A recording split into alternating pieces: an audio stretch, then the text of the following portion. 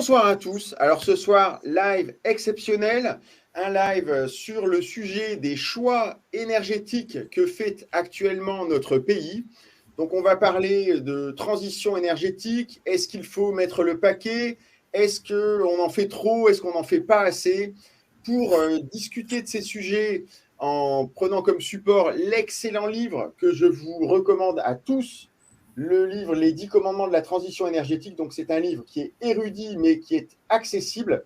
Eh bien, Philippe Charlez, qui est expert international sur les questions énergétiques à l'Institut Sapiens, qui a une longue carrière dans l'industrie de l'énergie, donc l'industrie pétrolière, qui est ingénieur des mines, docteur en physique, toujours en activité malgré ses 67 ans,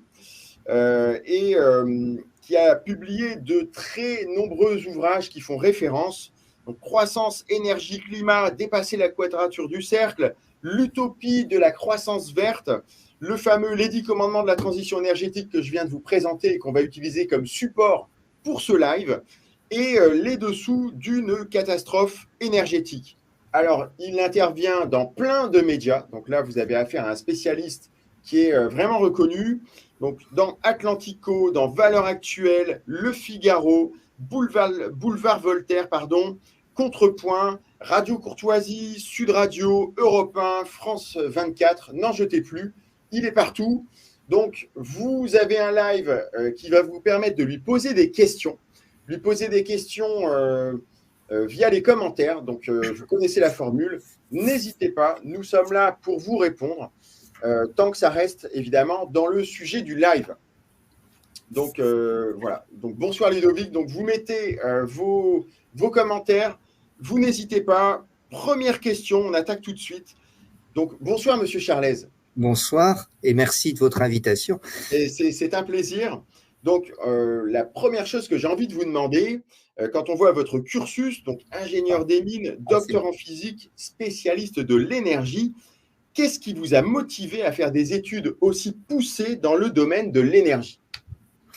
Alors, je dirais que mes motivations de départ, c'était pas l'énergie. En fait, depuis ma tendre enfance, j'étais un passionné de sciences de la Terre. Donc, c'est-à-dire, j'ai toujours été attiré par les roches, par les minéraux. En même temps, j'étais scientifique sciences dures, très attiré par la physique et la chimie. Il fallait arriver à marier les deux. Donc, c'est pour ça que j'ai fait des études d'ingénieur des mines, associant, je vais dire, à la fois le côté naturaliste et le côté sciences dures. Je voulais pas faire la géologie pure, donc vraiment plus une science naturelle. Et donc, c'est ce qui m'a amené dans l'industrie extractive, puisque quand j'étais ingénieur des mines, mon époque, c'est les années deuxième partie des années 70. Donc, en fait, à l'époque, ingénieur des mines, c'était essentiellement fer et charbon. Puis le fer et le charbon ont un peu disparu, malheureusement. Bon, peut-être qu'aujourd'hui, on en parlera à la fin, ça serait peut-être pas mal de réouvrir des mines. Et donc, au lieu, comme industrie extractive, de travailler dans le charbon ou les mines de fer, je suis donc rentré dans l'industrie pétrolière. Et donc, c'est via les sciences de la Terre et les énergies extractives que j'ai mis le doigt dans l'énergie, d'abord avec une carrière assez longue pour tout ce qui était processus pétrolier et gazier. Et puis, il y a une quinzaine d'années, je me suis vraiment intéressé à l'ensemble du mix énergétique, ce qui aujourd'hui donc est ma spécialité. Donc, plus que mineur extractif, je me présente plus comme aujourd'hui comme ingénieur énergéticien. Mais donc, à la base, c'est pas l'énergie qui m'a attiré, mais vraiment les sciences de la Terre. Et c'est via les sciences de la Terre que je suis tombé dans l'énergie. Bon, eh bien, merci pour ces éclaircissements. Donc là, on attaque tout de suite. Alors, je vous parle de la structure du livre, qui est vraiment intéressante. Donc, c'est 10 commandements qui vont traiter un à un de tous les aspects de la transition énergétique. Et donc là, on va passer au premier. On ne va pas voir les 10 commandements parce que ça ferait trop pour Alors, une heure. simplement une petite précision, parce que je me suis un peu fait allumer sur les réseaux sociaux par rapport aux 10 commandements. De quoi se mêle-t-il? Il va nous imposer des choses. Alors, je vais dire, il faut plus lire 10 commandements comme 10 conseils ou 10 recommandations, mais disons que ça sonnait mieux sur le plan marketing, les 10 commandements de la transition énergétique. Donc, c'est comme ça qu'il faut l'interpréter. Donc, inutile d'interpréter le mot commandement comme le mot ordre, mais beaucoup plus comme le mot conseil ou recommandation. On avait compris que c'était une proposition. Vous n'êtes pas en train de dire que vous êtes le nouveau Messie qui va imposer ces 10 commandements. Voilà, bien sûr. Donc, Loin de le premier commandement, il est intitulé comme suit, c'est « Le climato-scepticisme tu déconstruiras ». Donc, c'est vrai qu'on entend un peu tout et son contraire, hein. On entend des gens qui disent que finalement, ce changement climatique, c'est une construction intellectuelle, d'autres qui sont complètement paniqués et qui disent qu'il faut mettre le paquet pour agir. Il y en a même qui disent qu'il faut tout arrêter et faire la décroissance. Donc, voilà la question. Sur les réseaux sociaux, beaucoup d'influenceurs doutent de l'influence humaine sur le dérèglement climatique, alors que d'autres nous annoncent la fin du monde. Comment faire la part des choses entre climato-sceptiques et climato-catastrophistes? Alors, je dirais en étant rationnel. Donc, d'ailleurs, il faut partir de faits et de données. Donc, ce qu'on va dire, c'est qu'il y a des données qui sont incontestables. La première, c'est que la température moyenne de la planète s'est accrue de 1 degré depuis 1960 et que parallèlement, les émissions de gaz à effet de serre sont passées de 320 parties par million. Donc, je vous rappelle qu'une partie par million, c'est un 10 millième de %, ça a l'air très faible, mais en fait, c'est quand même un changement, on ne va pas rentrer dans les détails, mais assez important. Donc deux chiffres incontestables et qui sont extrêmement rapides, puisqu'il y a certains qui veulent essayer d'expliquer le réchauffement qui lui n'est pas discuté. Donc alors il y a peut-être encore des gens qui refusent d'accepter les données, mais enfin ce sont des mesures de température qui sont faites depuis 60 ans, de même que les mesures d'augmentation de gaz à effet de serre dans l'atmosphère. Et donc, il y a effectivement des exemples au cours de l'histoire géologique de réchauffement climatique qui ne sont pas dus du tout au gaz à effet de serre. Et je dirais même que le processus est même inversé. C'est ce qu'on appelle les cycles de Milankovitch, c'est-à-dire que dû à la variation des paramètres orbitaux de la Terre, la distance Terre-Soleil, l'inclinaison de la Terre, vous pouvez avoir des réchauffements ou des refroidissements. Et ces réchauffements et ces refroidissements vont induire, un petit peu comme dans du Perrier, quand on chauffe une eau de Perrier, elle va se dégazer. Et donc, en fait, l'augmentation de température va créer une augmentation de gaz à effet de serre. Donc, certains disent qu'en fait, les émissions de gaz à effet de serre ne sont pas la cause du réchauffement, mais la conséquence du réchauffement. Alors, c'est tout à fait recevable, sauf que les constantes de temps, les périodes de variation, bien heureusement, des paramètres orbitaux terrestres et de ses conséquences, ça s'échelonne entre 800 et 40 000 ans, donc c'est-à-dire des constantes de temps qui sont tout à fait incompatibles avec ce qu'on observe aujourd'hui, c'est-à-dire 1 degré sur 60 ans et 100 ppm sur 60 ans. Et donc, suite à ça, c'est un des arguments principaux, c'est qu'on va dire que l'intensité, la rapidité du phénomène fait qu'on ne peut pas nier son origine anthropique. Et donc, c'est un petit peu la première chose que je voulais dire, c'est qu'au moins sur le plan qualitatif, on viendra au plan qualitatif après, on ne peut ni nier le réchauffement, ni lier l'augmentation de gaz à effet de serre, ni lier l'impact de l'augmentation de gaz à effet de serre sur le réchauffement par rapport à donc ce phénomène qui s'appelle gaz à effet de serre, tout simplement parce que pour des raisons de radiation solaire, l'augmentation de la teneur en gaz à effet de serre dans l'atmosphère renvoie des rayonnements vers la Terre. Il en renvoie plus quand on met plus de CO2 et donc il y a bien une corrélation entre les deux. Bon, alors il y a un auteur extrêmement célèbre qui s'appelle Stephen Koonin qui a écrit un livre, même plusieurs, donc notamment un en français qui s'appelle Climat, la part d'incertitude. Absolument. Vous me corrigerez si je dis des bêtises, mais en fait, il dit que les modèles actuels sont très imprécis et que finalement, on est peut-être en train de surréagir par rapport à ce qui pourrait être des incertitudes de mesure et que l'argent, enfin la quantité colossale d'argent que l'on met pour faire la transition énergétique serait peut-être mieux utilisée ailleurs. Donc, qu'est-ce que vous répondez à son argumentaire? Alors, on va répondre pour l'instant, pas sur le plan financier, mais uniquement sur l'argumentaire, donc quantitatif. De même que Ning ne nie absolument pas ni le réchauffement, ni l'augmentation de gaz à effet de serre, ni l'impact anthropique sur le réchauffement de gaz à effet de serre. D'ailleurs, j'ai été assisté récemment à une de ses conférences et je suis tout à fait en phase avec lui. En revanche, on va donc parler du plan quantitatif, c'est-à-dire que Oh là. Non, Ça non, va? c'est bon, vous Ah bon, inquiétez c'est pas. parce que mon écran s'était éteint. C'est pas grave, Mm. c'est du live.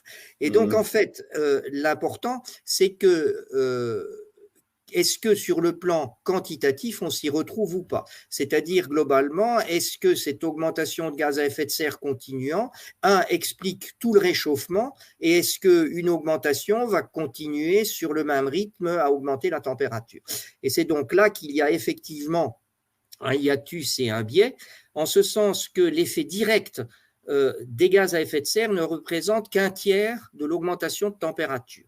Donc, c'est-à-dire que globalement, si on doublait les émissions, on aurait un réchauffement qui serait probablement de l'ordre de 1,3, 1,5 degrés, très loin de ce qu'on nous annonce, c'est-à-dire de 3 degrés, voire plus. Tout simplement parce que donc un tiers dû au réchauffement direct, à l'effet direct gaz à effet de serre, et le reste est dû à ce qu'on appelle des rétroactions climatiques. Donc, qu'est-ce qu'une rétroaction climatique? C'est tout simplement le réchauffement initial va créer un phénomène qui lui-même va créer une augmentation de température. La rétroaction climatique, il y a deux rétroactions climatiques fondamentales. D'un côté, ce qu'on appelle la réduction de l'albédo, donc c'est-à-dire la fonte des glaces. Les glaces et la neige interviennent à la surface de la Terre comme un miroir, donc ça renvoie les rayonnements solaires dans l'espace.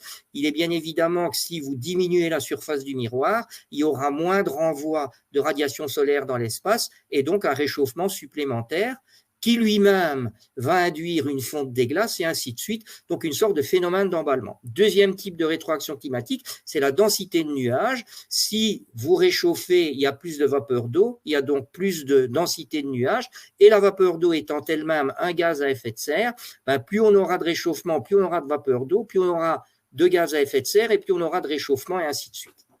Donc, bien retenir que le réchauffement calculé à l'heure actuelle, c'est 30% d'effet direct et 70% de rétroaction climatique. Et le problème, comme l'explique très bien Stephen Keenan, c'est que ces rétroactions climatiques sont extrêmement mal modélisées, extrêmement mal calculées, ce qui donne en fait une fourchette d'incertitude sur les températures comprise entre 1,5 et 7 degrés. Et donc 1,5 et 7 degrés, beaucoup d'incertitudes, et donc les extrêmes qui ne veulent ni de réchauffement ou qui se veulent collapsologues, pour des raisons, on le verra, qui parfois sont bien éloignées de la problématique climatique et où on instrumentalise le climat pour d'autres causes, c'est un rêve pour les extrêmes. Donc, c'est-à-dire que celui qui ne croit pas au climat, il prendra la valeur de 1,5 et celui qui est collapsologue, il prendra la valeur de 7 degrés. Entre les deux, il y a beaucoup d'incertitudes. Donc, c'est pour ça que ma position est très claire. Oui, je ne suis pas climato-sceptique, je crois au réchauffement climatique anthropique, mais je considère que les incertitudes sont telles que nos décisions par rapport à ça doivent être mesurées et tenir compte de ces incertitudes. Alors, j'ai un commentaire de Ludovic. Donc, Ludovic, il signale que en fait, il y a des cycles longs, apparemment. Donc, il évoque des cycles de glaciation ou de refroidissement qui auraient une période de 20 000 ou 30 000 ans. Qu'est-ce que vous en pensez, vous? Est-ce que vous pensez que finalement, l'augmentation de température pourrait être causée par ces cycles ou est-ce que c'est trop rapide Non, pour être causé justement, par ces cycles? on compare 60 ans de réchauffement de 1 degré vous venez de le dire, moi je parlais des cycles de Milankovitch 800 à 40 000 ans, là il parle de 30 000 ans, donc on n'est pas du tout sur la même échelle de temps. Donc Ouais. vous pouvez absolument pas comparer. Il y a un phénomène physique beaucoup plus court, ce sont des cycles de 11 ans, donc à ce moment-là on pourrait se dire, ce sont les cycles solaires. C'est-à-dire que vous avez en fait une baisse et une augmentation de l'activité solaire avec notamment l'apparition de taches noires sur le soleil. Donc quand vous avez plus de taches noires, l'intensité solaire est moindre, il y a un refroidissement et moins de taches noires, plus. Et il y a un cycle d'environ 11 ans.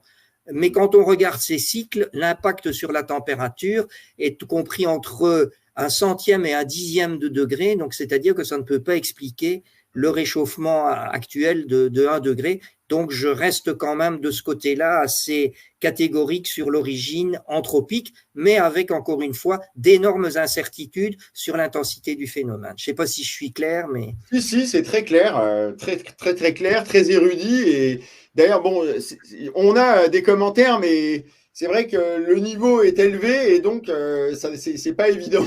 Ah bon? Alors, on va passer au deuxième commandement. Donc, vous avez parlé d'instrumentalisation du climat qui serait éventuellement faite par les extrêmes. Et donc, votre deuxième commandement, eh bien, il parle un peu de ça puisqu'il dit « le décroissantisme, tu combattras ». Donc, c'est vrai qu'on entend beaucoup d'arguments pour la décroissance. Et puis, la décroissance, il faut quand même le dire, c'est la pauvreté pour tous. Et ça nous sauverait éventuellement, ce serait un acte rédempteur. Et ça, eh bien, je pense qu'il faut qu'on en discute. Donc, voilà la question. Certains collapsologues appellent à la décroissance, tels Aurélien Barraud ou Jean-Marc Jancovici, qui sont pourtant des scientifiques de renom. Que pensez-vous de la décroissance? Alors, pour parler de décroissance, il faut évidemment parler de la relation entre, je vais dire, l'humanité, la race humaine et son environnement. Et donc, ce qu'il faut savoir, c'est que la société humaine vit, comme d'ailleurs toute espèce, en partie aux dépens de son environnement. Si la société humaine ne veut plus vivre aux dépens de son environnement, elle disparaît. Puisque quand vous mangez, voilà. Alors on peut revenir effectivement au statut de chasseur-cueilleur qui attendait que les fruits repoussent sur les arbres pour se nourrir. L'espérance de vie à l'époque était de 28 ans.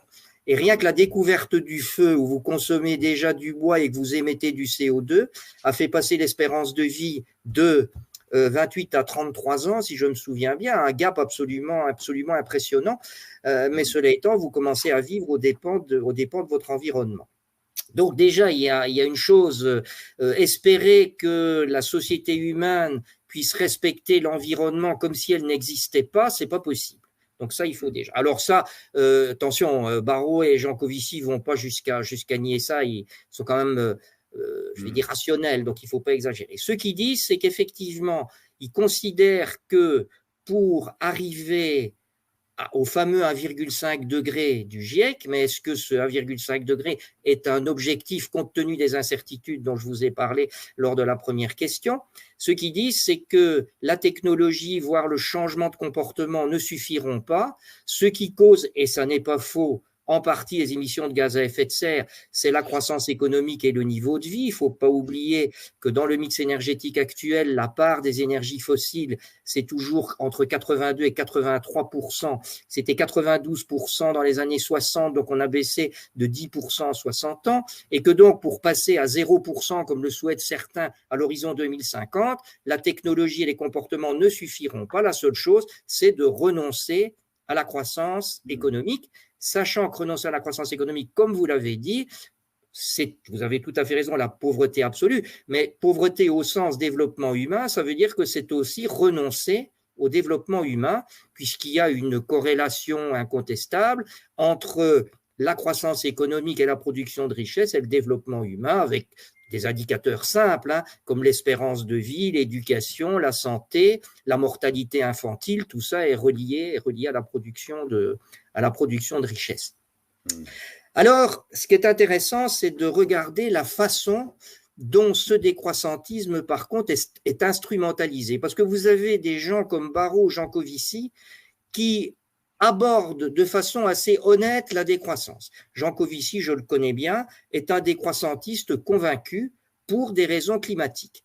Par contre, vous en avez certains qui instrumentalisent de façon ouverte la décroissance pour autre chose. Alors, je prends ici tout le monde connaît Greta Thunberg, qui est une décroissantiste et une collapsologue. Alors bon, est-ce qu'elle est influencée ou pas? On va pas discuter de ça.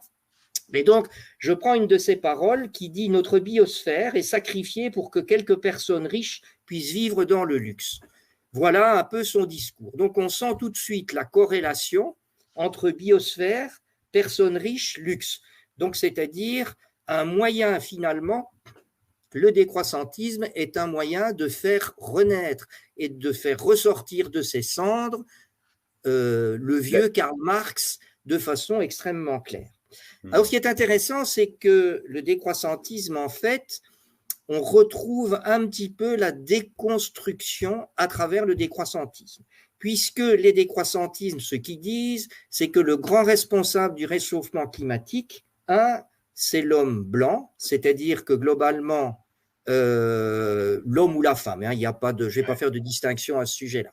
Mais disons que globalement, ce sont les pays de l'OCDE qui ont émis et qui sont responsables du réchauffement climatique, essentiellement les gens les plus riches plutôt que les plus pauvres, et puis les plus vieux plutôt que les plus jeunes.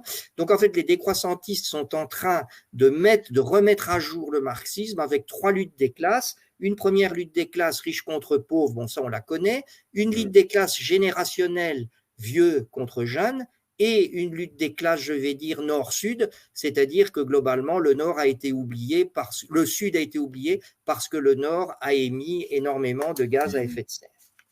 Alors, ce qui est assez intéressant, c'est que le décroissantisme repose en fait sur 3 filiations, assez bien expliquées dans un article de Madame Nathalie Noël de l'Université de Bordeaux, où elle explique les 3 filiations du décroissantisme. Première filiation, l'écologisme, on en a parlé, donc collapsologique, si on ne décroît pas, la planète se meurt et dans quelques années, la race humaine est vouée à disparition. Deuxième filiation, le marxisme, donc c'est-à-dire que le seul moyen, c'est de décroître pour évoluer vers une société égalitariste, hein, parce que l'égalitarisme reste le creuset, je vais dire, de toute pensée marxiste. Et le troisième, c'est l'anarchisme, donc c'est-à-dire une opposition à la démocratie représentative pour aller vers une démocratie directe. Et donc, on le voit, hein, que la haine du capitalisme a été remplacée par une espèce de haine du développement.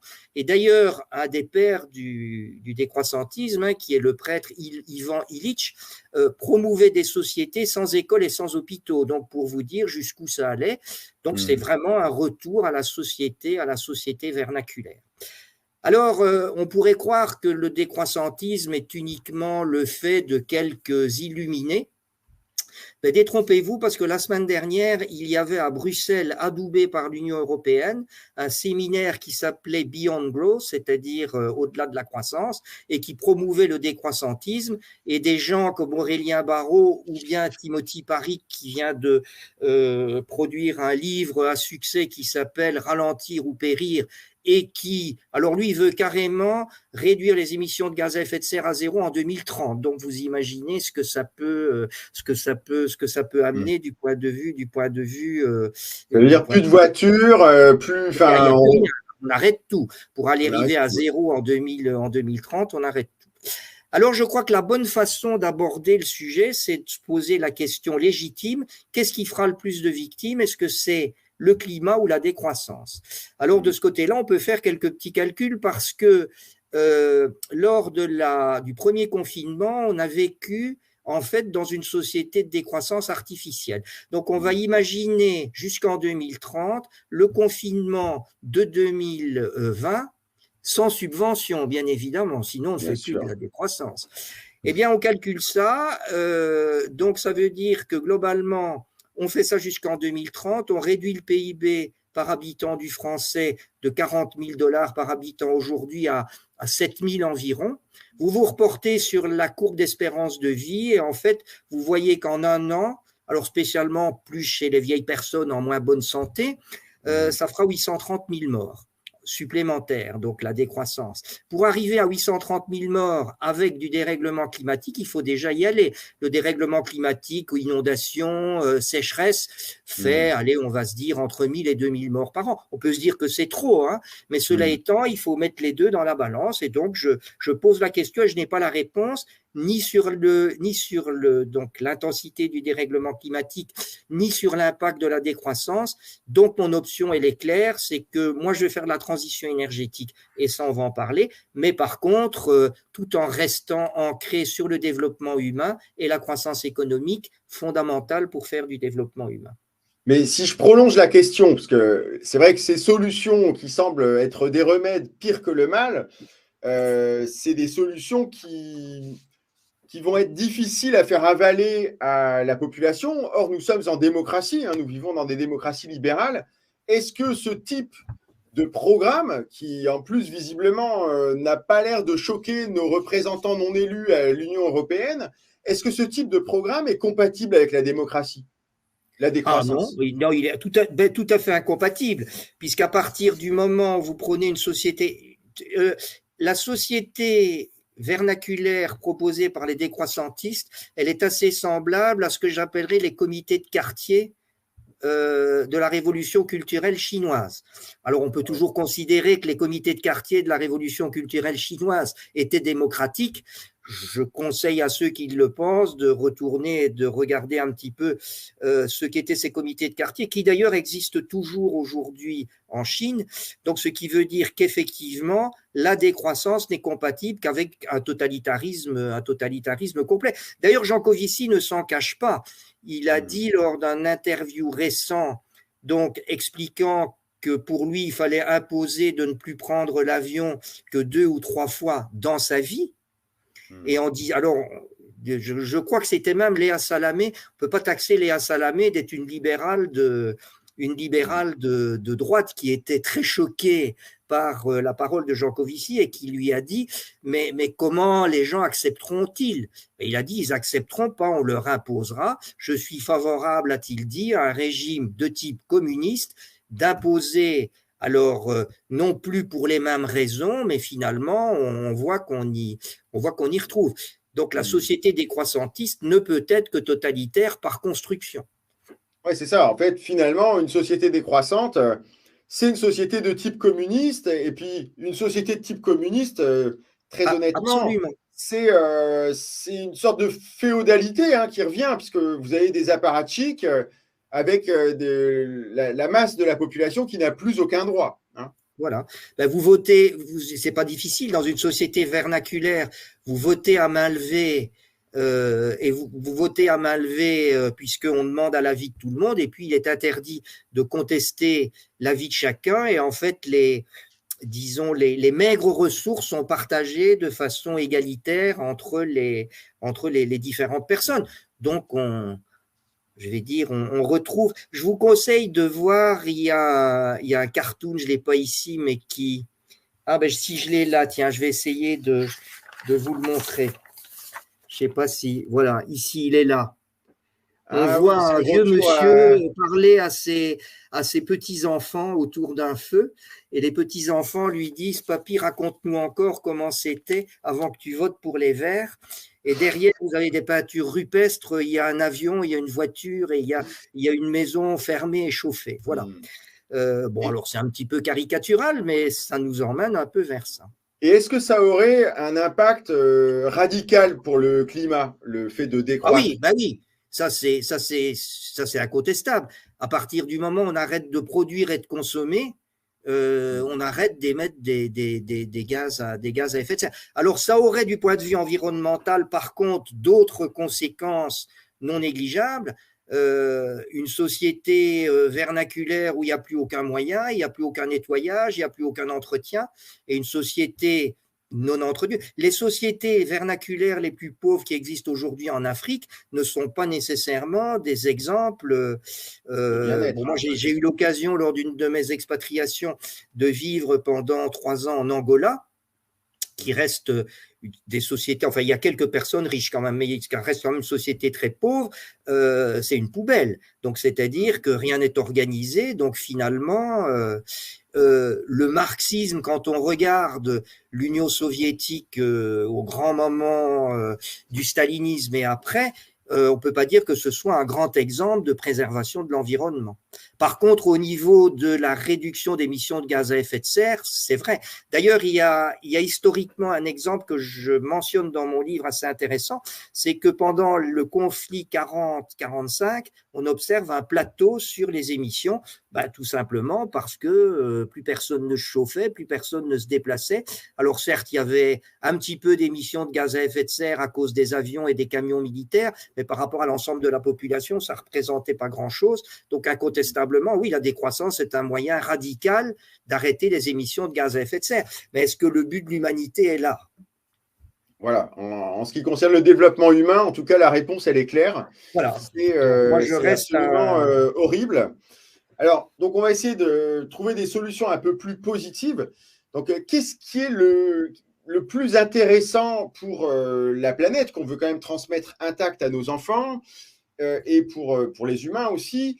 Vaut-il mieux continuer la société de croissance pour avoir les moyens de s'adapter au changement climatique ou vaut-il mieux mettre le paquet éventuellement sur la décroissance pour protéger le climat? Qu'est-ce qui est le plus efficace selon vous? Bah, là, je crois que je vous ai répondu. Donc, c'est-à-dire que moi, je reste un irréductible défenseur du développement humain, donc je ne suis pas prêt à aller vers la décroissance. Je reconnais par contre, malgré que je sois plutôt un libéral pur et dur, que on a beaucoup d'efforts à faire pour optimiser notre société de croissance. Et le mot optimisation n'est pas fortuit, c'est-à-dire je parle d'optimisation et non pas de sobriété, parce qu'il y a une grosse différence. C'est-à-dire que moi, je veux des économies d'énergie non pas indifférenciées aux dépens de la croissance économique, mais d'optimiser la consommation d'énergie pour continuer à accroître, mais de façon optimale. Et c'est la raison pour laquelle j'introduis non pas la notion de sobriété énergétique, donc c'est-à-dire de dire bêtement je réduis la consommation d'énergie, quelles qu'en soient les conséquences, notamment en termes de croissance économique, mais j'introduis un paramètre dont on peut parler un petit peu, il s'appelle l'intensité énergétique, et c'est ce paramètre qu'il faut essayer d'optimiser. Alors, est-ce que vous pourriez nous expliquer ce que c'est que l'intensité énergétique du Oui, alors c'est PIB? simple, l'intensité énergétique, c'est le rapport entre la consommation d'énergie, allez, on va dire d'un pays, mais ça peut être d'une région, ça peut être d'un continent, ça peut être de l'Union européenne, et sa production de richesse. Donc en fait, ça s'exprime tout simplement en kilowattheure par euro. C'est le nombre de kilowattheures qu'il faut consommer pour produire un euro de richesse. Et donc vous serez d'accord avec moi que plus il est faible, mieux c'est, puisque moins on consomme d'énergie pour produire de la richesse, mieux c'est. Alors, on a fait beaucoup de progrès en termes d'intensité énergétique. Il faut savoir qu'au début du XXe siècle, l'intensité énergétique était de 7,5. Donc, on consommait 7,5 kWh pour produire un euro de richesse. Et aujourd'hui, mondialement, on est à 2, environ un petit peu en dessous de 2. Oh ouais, Et dans les pays de l'OCDE, on est plutôt entre 1 et 1,3. Donc, on a fait beaucoup de progrès. On produit tout autant de richesse avec beaucoup moins d'énergie parce qu'on a des systèmes qui sont beaucoup plus performants. Cela étant, on a une hétérogénéité très forte au niveau mondial sur cette intensité énergétique. Donc, si je prends un Français, c'est 1 kWh par euro, un Américain 1,3, c'est un petit peu supérieur, donc l'Américain pourrait faire des efforts. Mais par contre, si je regarde un Russe, c'est 5 et un Chinois 3. Donc, pour faire simple, un Russe va consommer 5 fois plus d'énergie pour le même résultat en termes de production de richesse.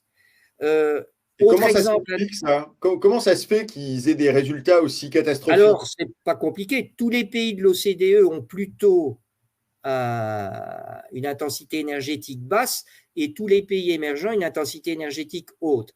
Alors, il y a un biais qui est la délocalisation, mais qui compte finalement pour 10 à 15%. Donc, c'est-à-dire que quand les pays de l'OCDE ont transféré de l'énergie très intensive, très énergivore vers les pays émergents, on transfère en même temps de l'intensité énergétique.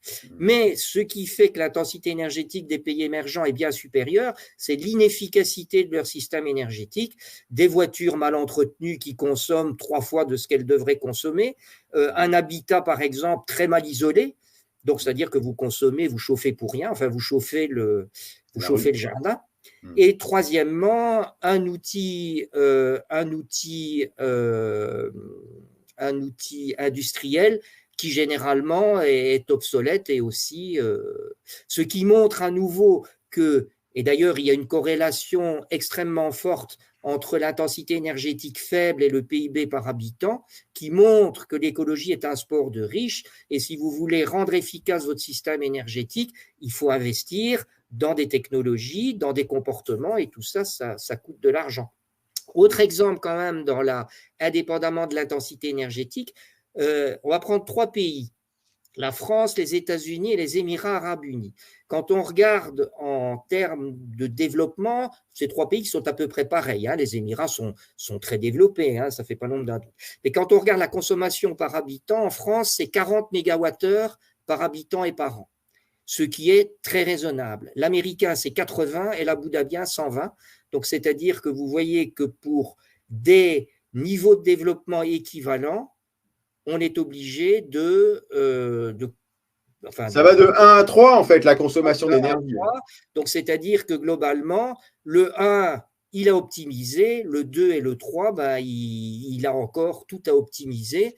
Bon, ben ça, c'est l'Américain qui prend sa voiture, qui consomme toujours 15 litres au 100 pour aller. Mais comme l'Américain produit beaucoup de richesses, ça se ressent moins dans son intensité énergétique.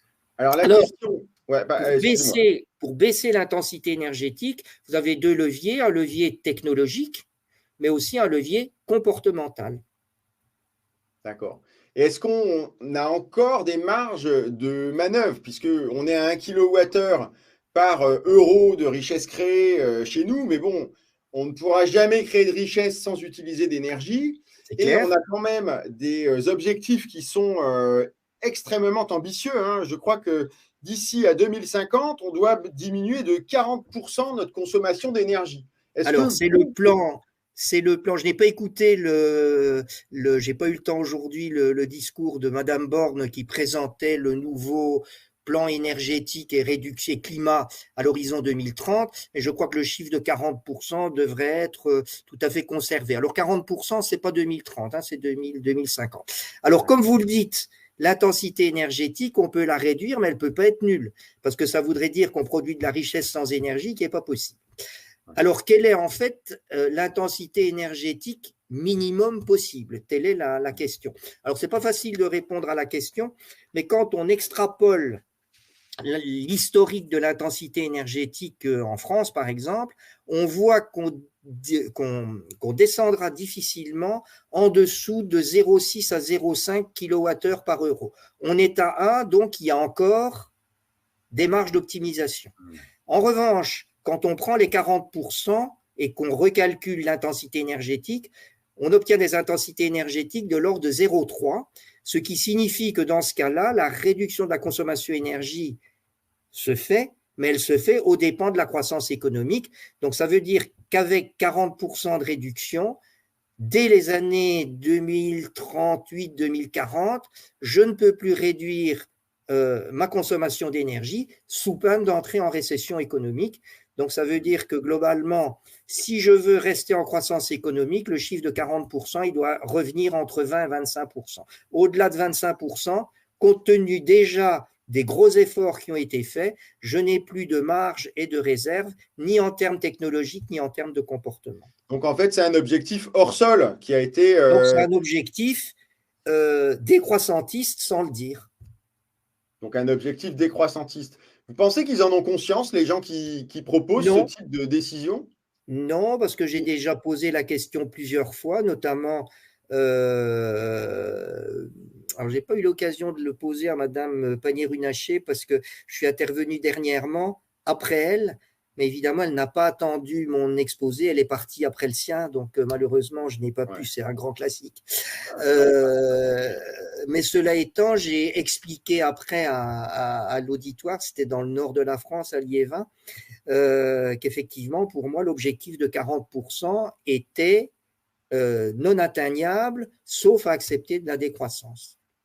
Alors, ça dépend un peu de la limite que vous mettez, qui reste discutable. Mais cela étant, je ne vois pas comment on peut descendre en dessous de 0,5 kWh par euro. En revanche, quand on voit les Russes ou les Chinois, alors là, ils ont des marges d'optimisation absolument considérables. Et c'est d'ailleurs pour ça que les grandes marges d'optimisation et de la décarbonation et de l'intensité énergétique, elles se trouvent non pas dans les pays de l'OCDE, qui en relatif ont pratiquement terminé leur transition énergétique, mais bien dans les pays émergents. Et malheureusement, ça n'est pas là que se trouvent les moyens, donc il y a une inadéquation entre les moyens et les besoins, si j'ose dire.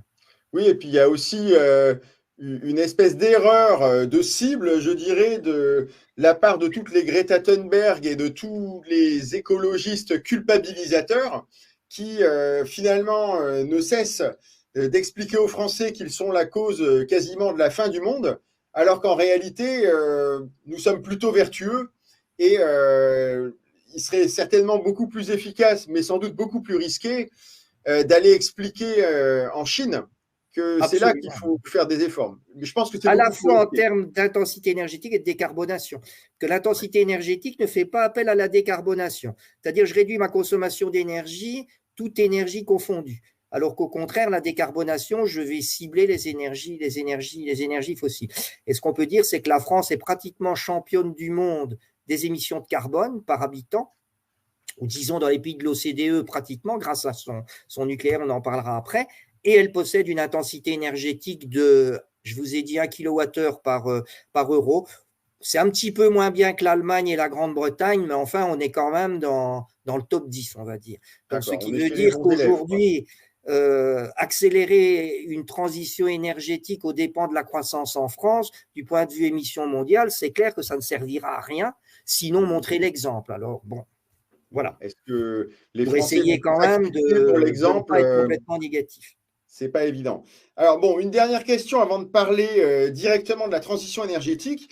Il y a beaucoup de gens qui se demandent ce qu'ils peuvent faire au niveau individuel pour améliorer leur bilan. Qu'est-ce qu'on peut faire à titre individuel? Il y a beaucoup de leviers et on va dans le sens contraire. Donc je leur dirais revente leur SUV par exemple.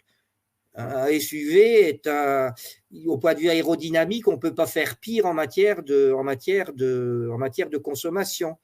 Ne pas mettre leur vélo sur le toit du SUV, alors là, vous doublez les frottements, et plutôt de le mettre derrière la voiture. Il y a plein de petites choses. J'avais fait des calculs, le tertiaire, par exemple. Donc le tertiaire, c'est tout ce qui est à la fois privé et public, administration, bureau, ça va des écoles en passant par les mairies, les ministères, et puis tous les bureaux, ceux où je suis ici à La Défense, en font partie. Eh bien, en fait, le tertiaire, il est occupé 20 à 25% du temps. Hein. Vous calculez 8 heures par jour, 200 jours par an, ça fait moins de 25% du temps. Et pourtant, il est énergétisé 85% du temps. Donc, c'est-à-dire que globalement, pendant 60% du temps, c'est chauffé, c'est allumé, ça ne sert à rien. J'avais calculé que une réduction à 50% du taux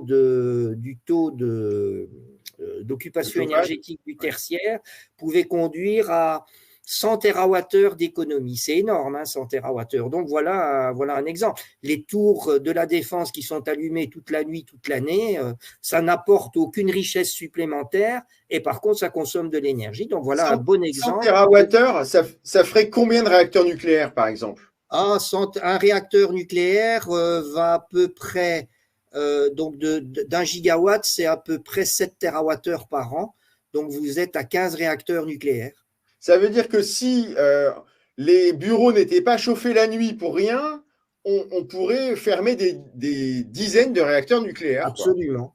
Donc c'est un exemple, parce que souvent je prends des exemples un peu plus anecdotiques. Je prends toujours l'exemple ça me fait toujours monter au plafond quand on me sert dans un bistrot un coca glacé avec un verre rempli de glaçons.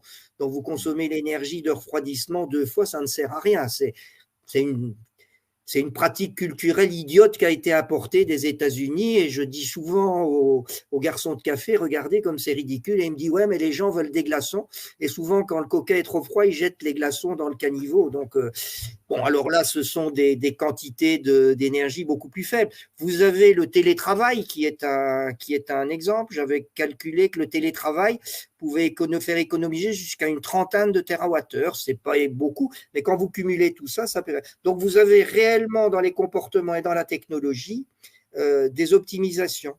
Un autre exemple de comportement inverse, les voitures sont moins remplies aujourd'hui qu'elles l'étaient il y a 30 ans. Ah oui. C'est-à-dire que globalement, il y a 30 ans, il y avait à peu près en moyenne sur l'année 1,9 personnes par véhicule. Aujourd'hui, on est à 1,7. Bon, on devrait au contraire augmenter. C'est aussi un moyen d'optimiser. Bon, pourquoi? Tout simplement parce que le covoiturage, ça ne marche pas encore suffisamment. Il y a encore beaucoup de progrès à faire. Mais vous voyez, je vous donne quelques exemples. Il y a quand même il y a quand même un potentiel d'amélioration assez considérable. J'ai Ludovic là qui nous dit que il y a beaucoup de chaleur perdue. Notamment d'ailleurs, et ça c'est pas dans la question de Ludovic, mais lors de la production d'électricité nucléaire, hein, il y a les 2/3 de la chaleur qui est gaspillée. Est-ce qu'on pourrait faire quelque chose pour ça, Monsieur Charlet? Ah oui. Donc en fait, c'est ce qu'on appelle la cogénération. Donc la cogénération, c'est quoi? C'est très simple, hein. C'est qu'en fait, donc la réaction thermonucléaire, elle va produire de la chaleur et seulement un tiers de cette chaleur va être utilisée pour fabriquer de l'électricité, hein. Le rendement d'une centrale nucléaire, c'est comme vous le dites, je suis d'accord avec vous, on prend 35%, mais donc c'est un tiers. Donc c'est-à-dire que 2 tiers de la chaleur produite, elle part dans l'atmosphère, ben, on le voit sous forme de vapeur d'eau dans les tours et puis dans les rivières pour refroidir le réacteur nucléaire. Et donc la solution, c'est de coupler ça avec un échangeur de chaleur. Et cet échangeur de chaleur, c'est très simple, hein, il va produire de la chaleur. On fait monter le rendement à 80% au lieu de 35%. Le gros problème, c'est que la chaleur se transporte mal et les réacteurs nucléaires sont généralement en vaste campagne, hein. On n'aime pas avoir des réacteurs nucléaires. Donc, c'est-à-dire qu'il faut trouver le consommateur de chaleur et le consommateur d'électricité au même endroit et au même temps. Ce qui veut dire que ça implique un aménagement du territoire en concentrant, par exemple, des zonings industriels qui sont à la fois demandeurs d'électricité, mais aussi demandeurs de chaleur, autour des centrales nucléaires, ce qui n'a pas été pensé. Et donc, bon, il faut transformer et ajouter la cogénération aux centrales nucléaires, ce qui n'est pas très compliqué et très coûteux, parce que finalement, ce ne sont que des gros échangeurs de chaleur, hein, c'est des tuyaux dans lesquels on fait circuler de l'eau. Et puis, il faut qu'il y ait un consommateur de chaleur suffisamment proche, parce que si le consommateur de chaleur est à 50 km, ben la chaleur, ça se transporte mal. Et du coup, quand elle arrive dans votre salle de bain, vous prenez votre douche froide. Donc, ça ne sert à rien. Donc, il y a de ce côté-là des efforts à faire. Et donc là, alors on est encore bien plus, on est à 700 TWh à peu près de chaleur perdue par an dans les centrales nucléaires. Ça, c'est fou, quoi. C'est incroyable, Ah c'est oui. vraiment énorme. Ah non, et les Bon, pertes alors de chaleur, maintenant, elles sont partout. Quand vous allumez une ampoule électrique, vous produisez essentiellement de la chaleur, pas de la lumière. c'est vrai, c'est vrai.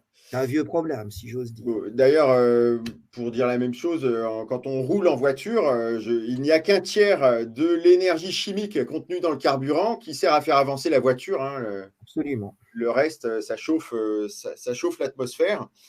Bon, alors, dans votre livre, parce qu'il faut qu'on avance puisque le temps passe, enfin, c'est passionnant, hein, on ne voit pas le temps passer. Donc, vous dites que la transition énergétique sera avant tout une transition électrique. Est-ce que vous pourriez nous expliquer, nous dire Oui, pourquoi? alors on va faire vite, hein. Donc aujourd'hui, essentiellement, les grands équipements de fonctionnement hors électricité, donc je vais dire éclairage, informatique, électroménager, sont des machines thermiques. Donc les voitures sont des machines thermiques, tout le transport est thermique aujourd'hui. Tout le chauffage de l'habitat est thermique et il y a énormément de thermique dans l'industrie. Donc, ce sont les 3 grands consommateurs d'énergie, habitat, transport et industrie. Et donc, il faut essayer d'abord de remplacer ces équipements par d'autres équipements qui seront électriques. Donc, pour faire simple, on va y aller très vite. Les voitures thermiques deviennent des voitures électriques où on utilise de l'hydrogène lui-même fabriqué avec de l'électricité. On remplace les chaudières par des pompes à chaleur. Et dans l'industrie, certains processus, comme par exemple en sidérurgie, au lieu d'utiliser du carbone pour réduire le minerai de fer, on va utiliser de l'hydrogène lui-même fabriqué avec l'électricité. Donc, remplacement des équipements thermiques par des équipements électriques et la base de la transition énergétique. Et donc, il faut produire de l'électricité. Et la question, c'est d'où viendra cette électricité. Parce que là, ce que vous nous dites, c'est qu'on va remplacer tout le pétrole et le gaz par de l'électricité, mais du coup, il pas va falloir tout. beaucoup On d'électricité. passerait aujourd'hui, l'électricité, ça représente 25% de la consommation finale d'énergie en France, et on passerait entre 60 et 70%. Il restera quand même 30% qui seront en grande partie encore couverts par les énergies fossiles et un petit peu de biomasse. Mais donc, passant de 25 à 60-70%, la part de l'électricité va devenir prépondérante dans le mix électrique. On estime qu'en France, aujourd'hui, on consomme à peu près 450 TWh d'électricité, et on passerait entre 800 et 850, donc ça doublerait d'ici 2050. Donc, en fait, il va falloir en faire des centrales nucléaires, là. Il va falloir accélérer très, très fort. Alors, il va falloir accélérer, comme vous le dites très très fort. Et donc la question, c'est d'où viendra cette électricité. Et donc, on peut peut-être terminer en parlant un peu du mix électrique du futur, hein. Bah oui, tout à fait. Donc, comme vous le Il savez, y en a beaucoup, excusez-moi, je vous interromps, mais allez-y, il y en a allez-y. beaucoup qui nous disent on veut passer à 100% de renouvelables parce que c'est plus écolo. Bon, enfin, qu'est-ce que vous en pensez, vous? Ben alors, la bonne électricité, c'est où je veux, quand je veux et combien je veux. Sinon, je peux pas faire de croissance économique, je peux pas me chauffer, je peux pas m'éclairer, etc. Et le problème, c'est que pour les renouvelables, ce n'est pas moi qui décide où, quand et combien, c'est la nature qui va décider où, quand et combien je veux. Hein, où je veux, ben, c'est où il y a du soleil et où il y a du vent. Quand je veux, c'est quand il y a du soleil et quand il y a du vent. Et combien je veux, c'est combien il y a de soleil et combien il y a de vent. Et je décide pas.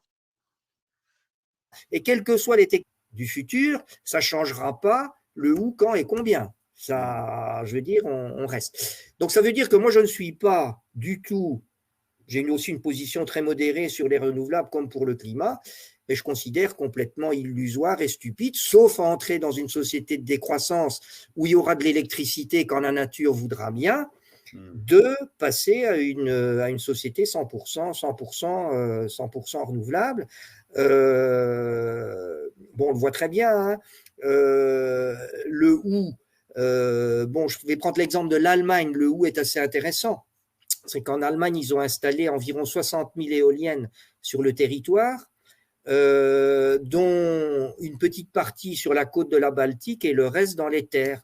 Ben, il n'y a que la côte de la Baltique qui fournit réellement du vent, puisque voilà. Donc, c'est pas où je veux, mais surtout, ce que je veux, c'est de l'électricité dans la Ruhr et dans le sud, en Bavière, là où j'ai mon industrie. Bon, ben ça peut pas marcher.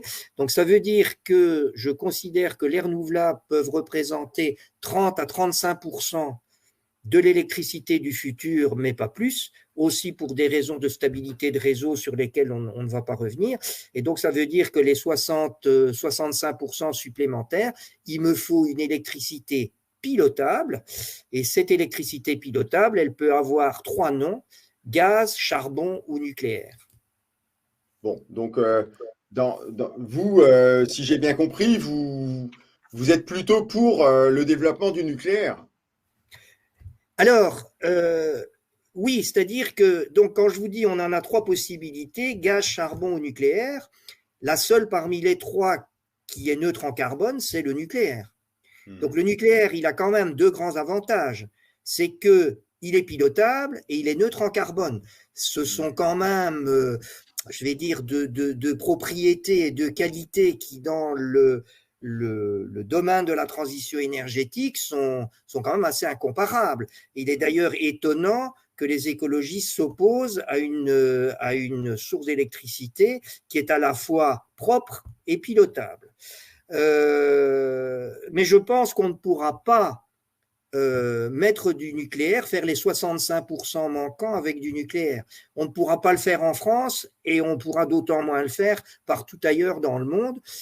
Comme on veut plus de charbon, puisque ça c'est quand même la source qui émet le plus de carbone, ça veut dire que le gaz restera incontestablement au cours des 30 prochaines années un ingrédient majeur du mix énergétique à la fois européen et mondial.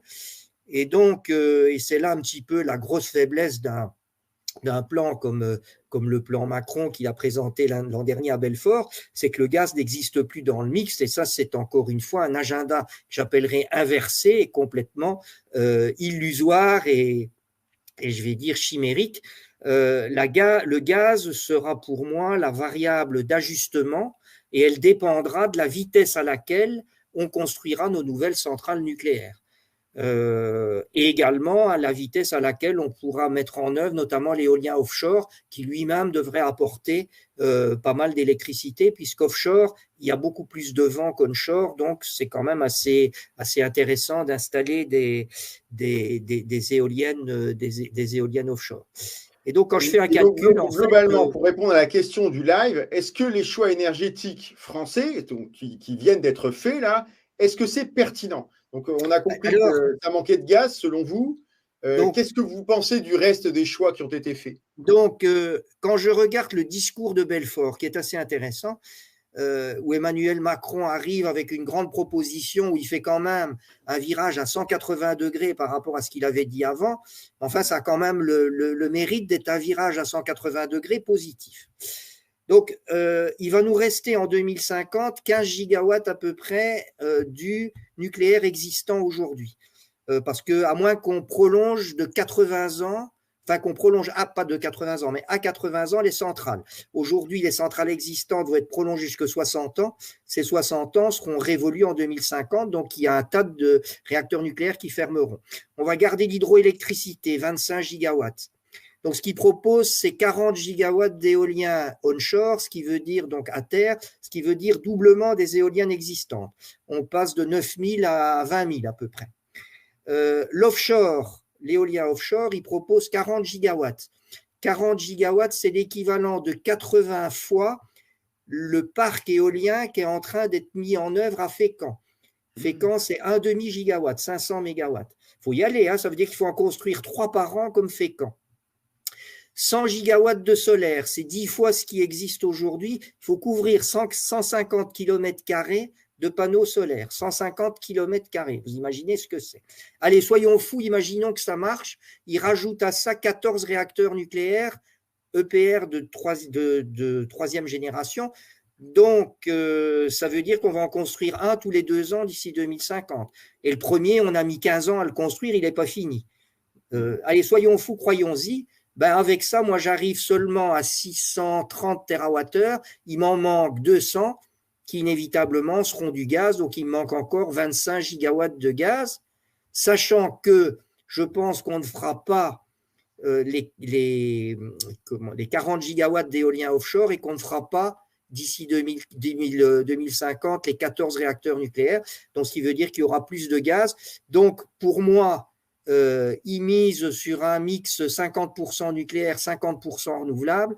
Moi, je pense que ce sera un mix 50% renouvelable en incluant l'hydroélectricité, 25% gaz et 25% nucléaire. Ouais, bon, voilà la différence. D'où sécuriser notre approvisionnement gazier est absolument indispensable pour l'avenir.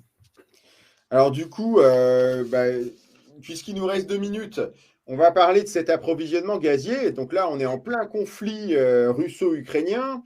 La Russie, c'était quand même un énorme fournisseur de gaz pour l'Europe. On a d'autres pays qui nous fournissent du gaz, hein. Bon, on a la Norvège, donc là, il n'y a pas trop de soucis. Mais on a des pays comme l'Algérie, enfin, on a le Moyen-Orient, on a plein de zones qui sont un peu sensibles. Donc, est-ce que d'un point de vue géopolitique, c'est tenable le fait de dépendre de ces fournisseurs? Donc, d'un point de vue, je dirais que d'un point de vue géopolitique, donc il y a un premier approvisionnement qui va croître dans l'avenir, ce qu'on appelle le GNL, le gaz naturel liquéfié. Donc ça veut dire qu'il va falloir construire de nouveaux terminaux de GNL, ce que l'Europe a commencé à faire. Il faut quand même rappeler que les Verts s'étaient complètement opposés à la construction de terminaux GNL en Allemagne et que depuis, il y en a 3, dont un flottant, qui sont en préparation. Bon, donc ça remet quand même un petit peu les pendules à l'heure. Alors le GNL, il vient des États-Unis, donc là, il y a une croissance du GNL. Bon, ça c'est plutôt quand même, bon, même si on n'aime pas toujours les Américains en dépendent, ça reste un fournisseur fiable. Vous avez le Qatar qui est un fournisseur, bon, il est fiable, mais bon, on peut critiquer son régime politique. Vous avez également la Malaisie, l'Australie. La Russie devrait devenir, mais bon, pour l'instant, on va l'oublier. Vous avez aussi le Nigeria qui est un gros producteur de GNL. Donc, vous avez des pays fréquentables, d'autres qui le sont moins. Par gazoduc, c'est beaucoup plus compliqué parce que autant le GNL, ça peut se promener sur tous les océans de la planète comme le pétrole, autant le gazoduc, c'est lié au territoire. Il y a un point de départ et un point d'arrivée et on ne peut pas, comment dirais-je, attendez, parce que et on ne peut pas oui, je sais pas pourquoi on m'appelle. Et donc on ne peut pas le changer. Alors, vous avez donc la Russie, c'était les grands gazoducs. Bon, ça rentrera peut-être quand même. Le gaz russe n'est peut-être pas perdu pour l'éternité.